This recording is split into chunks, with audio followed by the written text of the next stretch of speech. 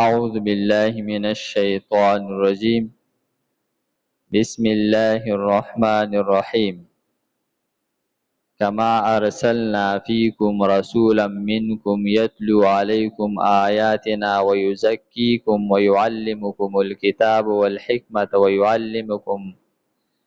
ويعلمكم ما لم تكونوا تعلمون. مخکی آیت مبارکه کیو فرمایل چې دا قبله چې مونږ ستاسو بدل کړله دا پتاسو باندې د خپل نعمت اتمام کول دي، تکمیل کول دي، ستاسو د دین کاملول دي. نو په دې آیت مبارکه کې دغه شانتی د یو بل نعمت تذکره کوي چې دا ستاسو قبله بدلول دا هم ستاسو د دین تکمیل لی او په تاسو باندې نعمت پوره کول لی، لکه څنګه چې مونږ په تاسو باندې یو بل انعام کړی دی چې مونږ په تاسو کې پیغمبر را لېږلی دی. نو فرمای کما لکه څرنګې ارسلنا چې لېږلی دی مونږ فیکم په تاسو کې رسولا رسول منکم ستاسونا، ستاسو قبله بدلول او په تاسو کې د ستاسو د جنس نه د انسانانو نه نبی آخر الزمان را لېږل.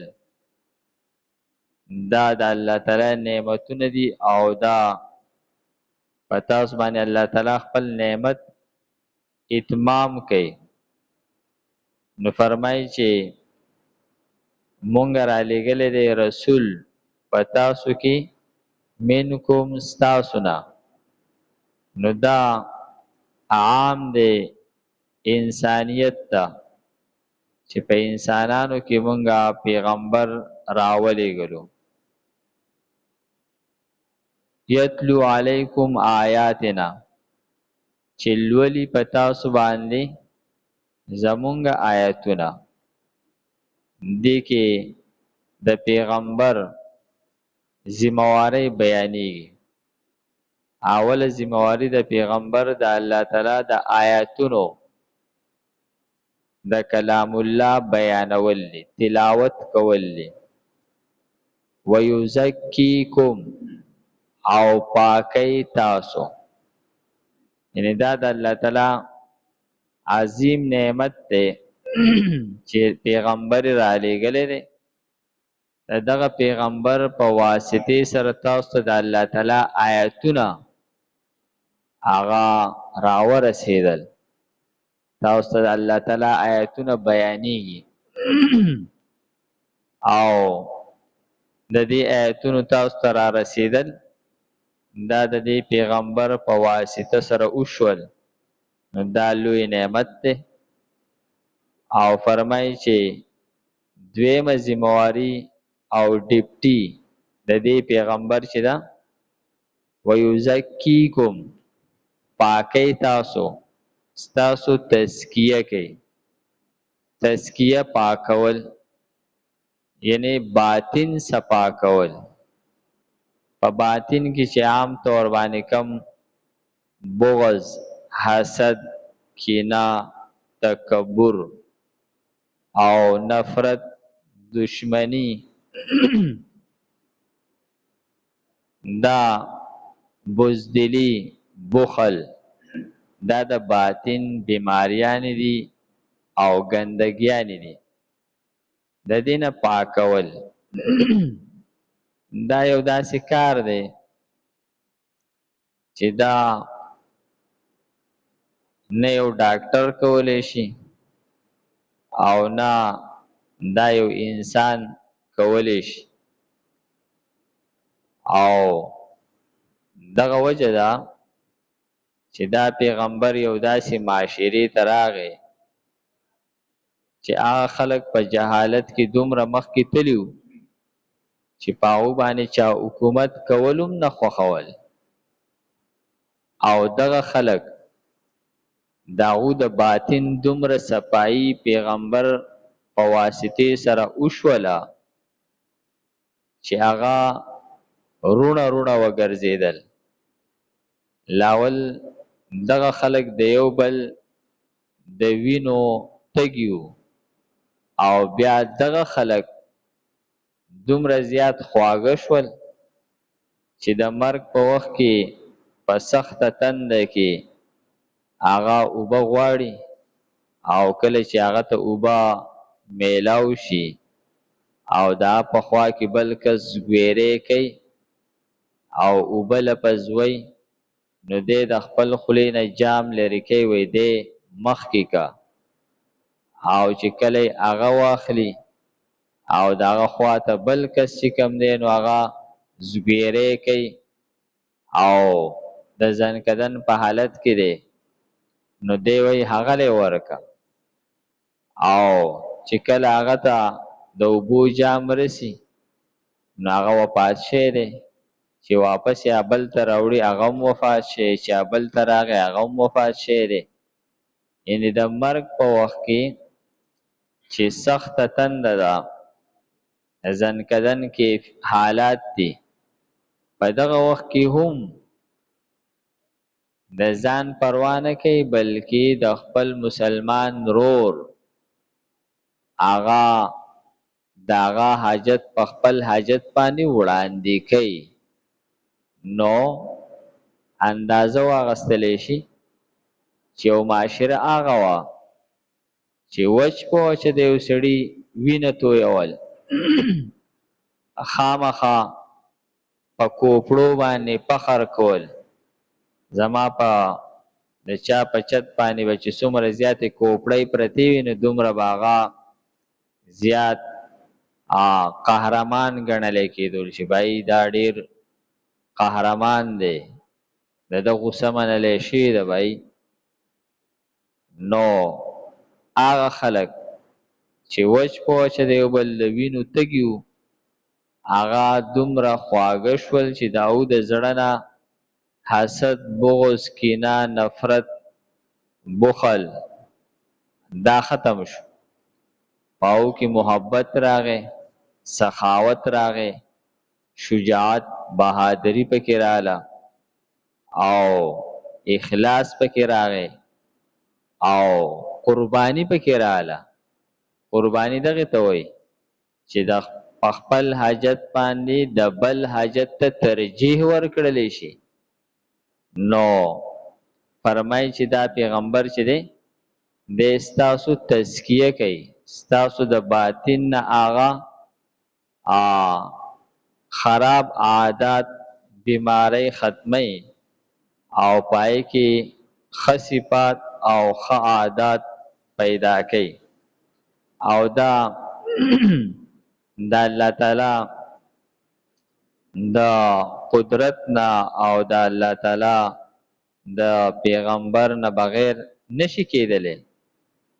ويعلمکم او تعلیم درکې تاسو ته الکتاب د کتاب د الله تعالی کتاب چې د هغې تعلیم تاسو ته درکړلو والحکمت او د سنت تعلیم چې دی دا تاسو ته درکې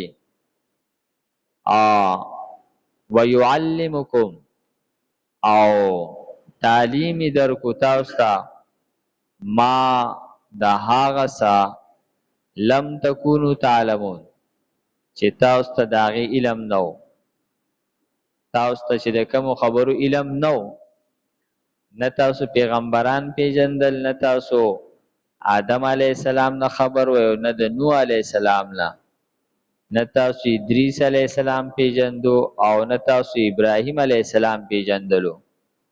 هغه پیغمبران داغو واقعیات تاسو ته بیان شول د الله تعالی رضا به څنګه حاصلیږي د هغې احکامات تاسو ته بیان شول الله تعالی پس سبانه خپکی آغا منهیات هم تاسو ته پیغمبر بیان کړل. نو فرمایي چې د څه شي تاسو ته علم نه و د هغې علم یې تاسو ته درکړلو. فذکروني نو د نعمتونو تذکره وکړلی شوه، اوس د الله تعالی د شکر تذکره کوي چې کله تاسو باندې الله تعالی دومره نعمتونه کړي دي نو تاسو د الله تعالی شکر ادا کوي. فرمای فذکرونی نو یاد کوي تاسو ما، اذکرکم یاد بکم تاسو، که تاسو ما یاد کوي زه به تاسو یاد کم. او پدې کې ټول اذکار، عبادات او تسبیحات دا شامل دي. البته ذکر چې دی د دې زیات تعلق د زړه سره یاد چې دی نو د دې صحیح اطلاق په زړه باندې کیږي، اگر چې په ژبه باندې چې هم هغه دوهراوالی کیږي دې ته هم ذکر وای، لیکن دا چې د دې سره د زړه دهان یو شان کېدل ضروری دي. او فرمایي چې فذکرونی ما یاد کوي په فرمان بردارۍ سره، په عباداتو سره، په ذکر اذکار سره. اذکرکم یاد بکم تاسو په خپل نعمتونو سره. یا تاسو ما یاد کوي د خلکو په منځ کې، د خپل کور د اهل و عیال په منځ کې. اذکرکم یاد بکم زه تاسو د فرشتو په مجلس کې. یا تاسو ما یاد کوي په راحته کې، زه به تاسو یاد کم په سخته کې. تاسو ما په صحت کې یاد کوي، زه به تاسو هغه په بیماری کې یاد کم. تاسو ما په ژوندانه باندې یاد کوي، زه به تاسو د مرګ نه پس یاد کم. تاسو ما په دنیا کې یاد کوي نو زه به تاسو په آخرت کې یاد کم. د دې مفسرینو ډیر زیات توجیهات هغه ذکر کړي دي. وشکرو لی او شکر ادا کوي زما. او مفسرین علما فرمای چې د الله تعالی شکر دا دی چې د الله تعالی نعمتونه دا د الله تعالی د منشا مطابق استعمال کړلی شي، دې ته شکر وایي. نعمت د منعم د منشا مطابق استعمالول، نعمت چې چا تعالی نعمت درکړی دی د هغه د خوښې مطابق استعمالول. لکه تعالی یو کس هغه یو ښکلی څادر درکړلو، قیمتي څادر دی، نو دا چې ته په سرې نو هغه به په دې خوشحالیږي ځکه هغه تعالی درکړم دی لو چې ته یې په سر کې. لیکن که ته په هغې باندې څپلۍ پاکې یا ته په هغې باندې ځمکه صفا کې یا یې ته په لارو کوڅو کې راکاږي نو په دې په لیدلو سره به هغه خامخا خفه کېږي. ابه وایي چې دله ما هغه دونه قیمتي شی ورکو او دی د هغې سپکاوی کوي. نو دغه شانتي د الله تعالی چې څومره نعمتونه دي، که لاس خپې دي، که سترګې غوږونه دي، که ژبه ده، که زړه دی او که دماغ دی، دا چې کله د الله تعالی د مرضی مطابق یو سړی استعمالی دی د الله تعالی شکر ادا کوي. او چې کله دا دی د الله د مرضی خلاف استعمالی نو دا د الله تعالی د نعمت ناشکری کول دي. نو فرمایي چې تاسو شکر ادا کوي زما، ولا تکفرون او زما ناشکری مکوئ.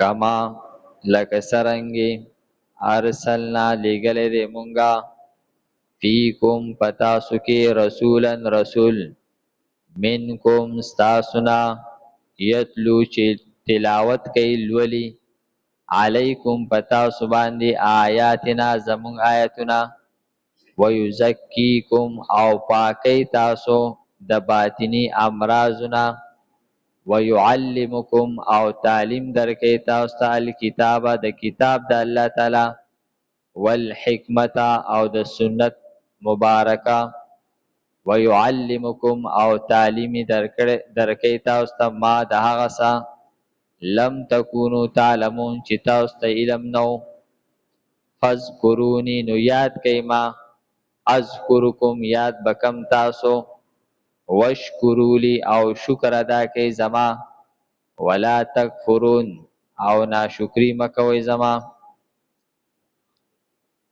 الحمدلله رب العالمین والعاقبۃ للمتقین والصلاة والسلام علی خیر خلقه محمد و آله و اصحابه اجمعین. پروردگار زموږ دا ناسته په خپل دربار کې قبول کړي. پروردگار موږ ته د قرآن پاک سمجھ بوجھ را نصیب کړي. د مرګ نه مخکې پروردگار موږ ته په دې باندې عمل نصیب کړي. وصلی الله تعالی علی خیر خلقه محمد و آله و اصحابه اجمعین برحمتک یا ارحم الراحمین.